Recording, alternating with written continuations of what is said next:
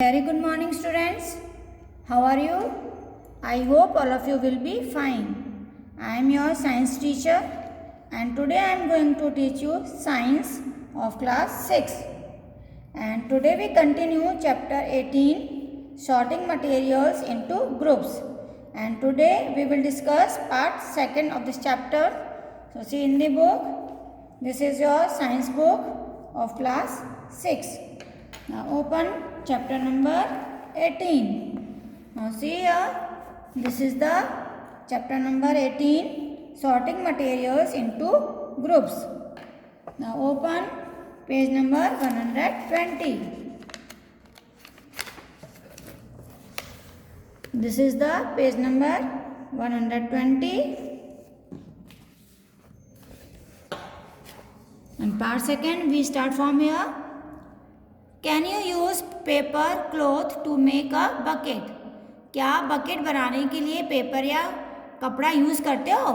It would be silly as both paper and cloth will not be able to hold water.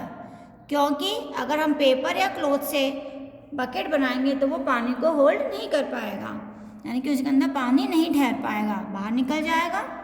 Buckets are usually made up of plastic और metal. इसलिए जो bucket हैं वो ज़्यादातर किसकी बनाई जाती हैं? प्लास्टिक या मेटल की. मेटल में कौन से? जैसे स्टील की होती है या लोहे की भी होती हैं. पहले होती थी लोहे की बाल्टियाँ, अब नहीं होती हैं, अब स्टील की होती हैं. ठीक है, तो स्टील में, मेटल में कोई भी मेटल हो सकती है. We choose a material depending on its properties and use of the object. इसलिए हम मटेरियल, जो चीज़ हमें बनानी होती है, तो मटेरियल की प्रॉपर्टीज़ के ऊपर हम डिपेंड करते हैं कि जिस मटेरियल से हम जो चीज़ बना रहे हैं उसकी प्रॉपर्टीज़ क्या है और उस ऑब्जेक्ट का यूज़ हम कहाँ पर करेंगे. सो क्लासिफिकेशन ऑफ मटेरियल्स. तो सबसे पहले हम मटेरियल को किस तरह से क्लासीफाई करेंगे? Grouping together of things having similar properties is called classification. Classification का मतलब होता है बच्चों, उनको विभाजित करना, यानी कि जो भी हमारे मटेरियल है उसकी प्रॉपर्टीज़, एक जैसी प्रॉपर्टीज़ जिन मटेरियल में होती हैं उनके अकॉर्डिंग हम उसको विभाजित करते हैं, यानी कि अलग अलग डिवाइड करते हैं. जैसे living and non living things. अब जैसे मान लीजिए कुछ चीज़ें लिविंग थिंग्स हैं और कुछ नॉन लिविंग थिंग्स, दोनों मिक्स हैं, तो हम उसमें से क्या करेंगे? सबसे पहले लिविंग थिंग्स को अलग कर देंगे और जो नॉन लिविंग थिंग्स हैं हम उनको अलग कर देंगे. इसी तरह से नेचुरल और मैन मेड कि प्राकृतिक की जो चीज़ें हैं वो हम अलग कर देंगे और जो इंसान ने बनाई है हमने उन दोनों को अलग अलग कर दिया. सेम इसी तरह से कुछ चीज़ें सॉलिड होती हैं और कुछ चीज़ें लिक्विड होती हैं, तो हम सॉलिड को अलग कर देंगे और लिक्विड को अलग कर देंगे, यानी कि प्रॉपर्टीज़ के अकॉर्डिंग हम मटेरियल्स को डिवाइड करते हैं, उनका क्लासिफिकेशन करते हैं. So let's study some of the properties of materials which help us to classify things. इसलिए हम जो मटेरियल की प्रॉपर्टीज़ हैं उसके बारे में डिस्कस करेंगे, जिससे कि वो हमारी मटेरियल को अलग करने में हेल्प करें. So first property is appearance, यानी वो हमें कैसा, जो भी मटेरियल है वो कैसा दिखाई देता है. Materials look different from each other. अलग अलग जो मटेरियल्स होते हैं वो एक दूसरे से हमें अलग अलग दिखाई देते हैं. जैसे plastic look different from paper. अब जैसे प्लास्टिक की चीज़ें और पेपर दोनों अलग अलग देखने में अलग अलग दिखाई देते हैं हमें. पेपर अलग दिखाई देता है और प्लास्टिक अलग. Paper appears different from would. और पेपर और लकड़ी ये दोनों भी आपस में बिल्कुल देखने में अलग अलग लगते हैं. Iron looks different from aluminium. लोहे की चीज़ें एल्युमिनियम की चीज़ से देखने में बिल्कुल अलग दिखाई देती हैं. देखकर ही हम बता सकते हैं कि कौन सी आयरन की है और कौन सी एल्युमिनियम की है, यानी कि देखकर हम मटेरियल को अलग कर सकते हैं. And so on. There may be certain similarities between iron and aluminium. इस तरह से वो देखने में तो अलग हैं, लेकिन कुछ प्रॉपर्टीज आयरन और एल्युमिनियम की ऐसी हैं जो सेम हैं. Which may not be present in plastic. जो प्लास्टिक के अंदर नहीं होती हैं. We can thus classify material on the basis of appearance. इसलिए हमने जो मटेरियल है उनको देखने के अकॉर्डिंग, को देखने में कैसे लगते हैं उसके अकॉर्डिंग हमने उनको क्लासीफाई किया है. सेकेंड इज लस्टर, यानी कि देखने के हिसाब से हम उनको अलग अलग क्लासीफाई कर सकते हैं. सेकंड प्रॉपर्टी है लस्टर, यानी कि उसकी चमक। कि कुछ चीज़ें ऐसी होती हैं जो देखने में बहुत चमकदार दिखाई देती हैं, और कुछ चीज़ें ऐसी होती हैं जिनमें बिल्कुल भी शाइन नहीं होती है, वो डल होती हैं, बिल्कुल चमकदार नहीं होती। तो उसके अकॉर्डिंग भी हमने उनको डिवाइड किया गया है। तो those materials which have shiny appearance are said to be have lustre. जो चीज़ें देखने में हमें चमकती हुई दिखाई देती हैं, उनमें चमक होती है, उन्हें कहते हैं कि उसमें लस्टर है, यानी कि चमक है। Metals like silver and gold have a shine. अब जैसे चांदी की चीज़ें होती हैं, मम्मी ने मान लीजिए चांदी की पायल हैं, ठीक है, चांदी की बाली हैं, कानों में छोटे बच्चों को हम पहना देते हैं, चांदी के बिछुए होते हैं, चांदी का सिक्का होता है, या गोल्ड की कोई चीज़ है, गोल्ड की जैसे कानों के होते हैं, रिंग होती हैं, चूड़ियाँ होती हैं। तो इन सब में क्या होता है, शाइन, चमकती हुई दिखाई देती हैं, तो इनमें शाइन होती है। उसी जगह अगर हम वुड लेते हैं, whereas wood does not have that much shine, लेकिन लकड़ी में कोई शाइन नहीं होती, लकड़ी कोई चमकती हुई दिखाई देती है, नहीं होती। Similarly synthetic clothes have a shine. इसी तरह से जो सिंथेटिक क्लोथ्स होते हैं उनमें चमक होती है, लेकिन वहीं पर woollen clothes do not have a shine. लेकिन जो ऊनी कपड़े होते हैं जो आप विंटर में पहनते हैं, उनमें कोई चमक नहीं होती, शाइन नहीं होती है।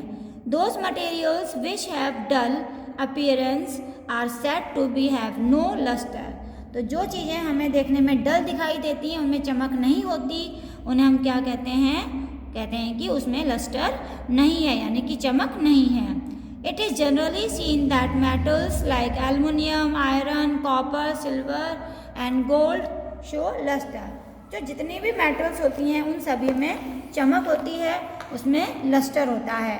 क्योंकि देखो लोहे की चीज़ें होती हैं, लोहे की चीज़ों को अगर हम घिस दें तो उसमें चमक आ जाती है। स्टील में चमक होती है, स्टील के बर्तन होते हैं हमारे किचन में चमकते हुए दिखाई देते हैं। एल्युमिनियम में भी चमक होती है, पीतल होती है, उसमें भी चमक होती है। तो मेटल्स में चमक होती है, यानी कि उसमें लस्टर होता है। Wood and paper being non metals do not show lustre. लेकिन पेपर जैसे आपकी बुक है, नोटबुक है, या न्यूज़पेपर है, या लकड़ी है, इन सब में चमक होती है, नहीं होती, तो ये लस्टर शो नहीं करते।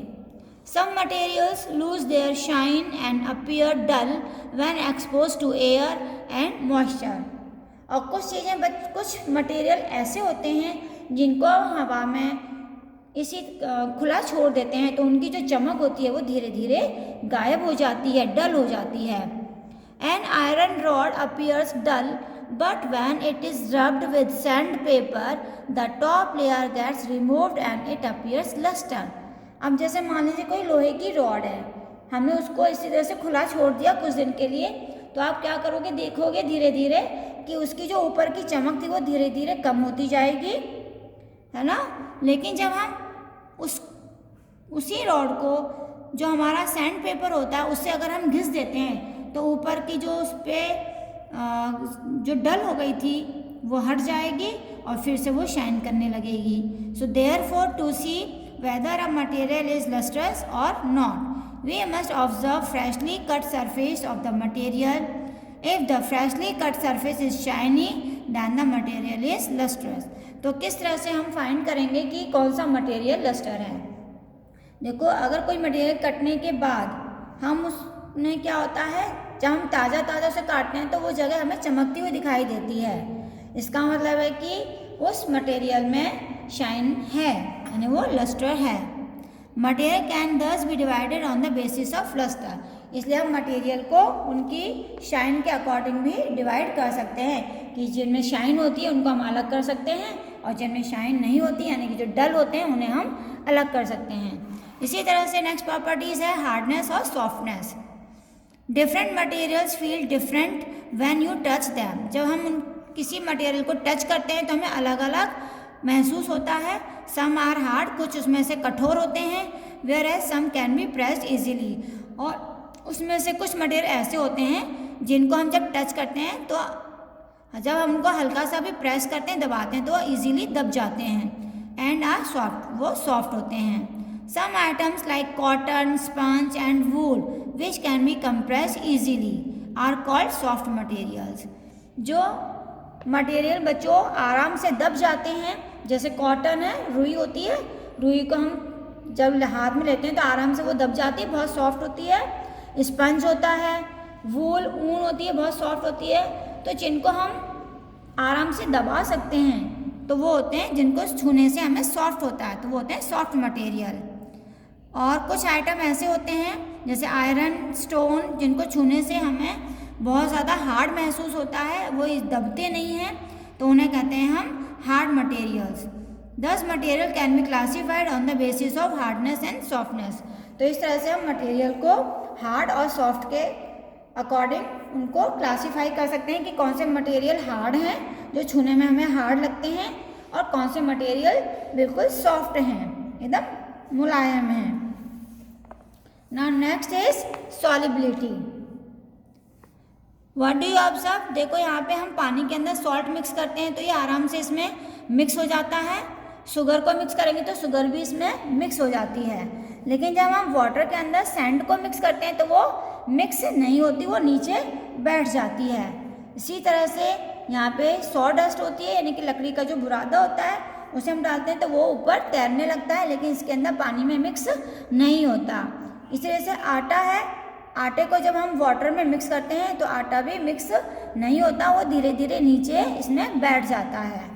तो बच्चों जो चीज़ें इसमें मिक्स हो जाती हैं तो उसे कहते हैं हम सॉल्युबल है उसके अंदर सॉल्युबिलिटी, तो और कुछ चीज़ें उसमें मिक्स नहीं होती हैं तो उसे कहते हैं वो सॉल्युबल उसमें नहीं है।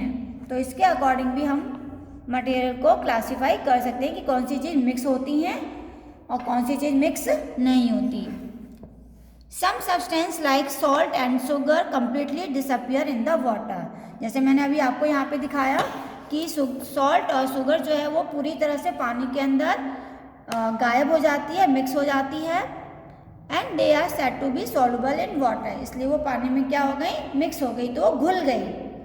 यानी कि घुलने वाली चीज़ें और जो नहीं घुलती हैं उन्हें हम कहते हैं अघुलनशील, यानी इनसॉल्युबल। तो some substance like sand, sawdust and atta do not mix with water, ये पानी में मिक्स नहीं होता है, ठीक है। हम उसको कितना भी हिलाते हैं फिर भी वो मिक्स नहीं होता। So they are said to be insoluble in water, इसलिए वो पानी में क्या है, अघुलनशील है, यानी वो पानी में नहीं घुलते। इसी तरह से ये भी चीज़ें दिखाई गई हैं जैसे kerosene, ink, milk, oil, lemon juice. अगर हम इनको भी पानी में मिक्स करके देख सकते हैं कि इनमें से कौन सी चीज़ें पानी में डिसअपियर हो जाती हैं, गायब हो जाती हैं, पूरी तरह से मिक्स हो जाती हैं और कौन सी नहीं होती।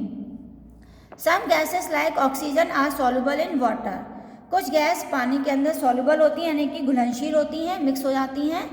Plants and animals living in water breathe oxygen dissolve in water, क्योंकि पानी के अंदर जो प्लांट होते हैं या जानवर रहते हैं वो सांस कहाँ से लेते हैं, पानी के अंदर जो ऑक्सीजन मिक्स है, ऑक्सीजन एक गैस होती है जो पानी के अंदर मिक्स होती है, उस ऑक्सीजन को वो ब्रीथ करने के लिए यूज़ करते हैं। Similarly plants living in water use carbon dioxide dissolve in water, इसी तरह से पानी के अंदर जो प्लांट होते हैं वो पानी के अंदर कार्बन डाइऑक्साइड भी मिक्स होती है, वो पानी में से कार्बन डाइऑक्साइड को यूज़ करते हैं ब्रीथ करने के लिए।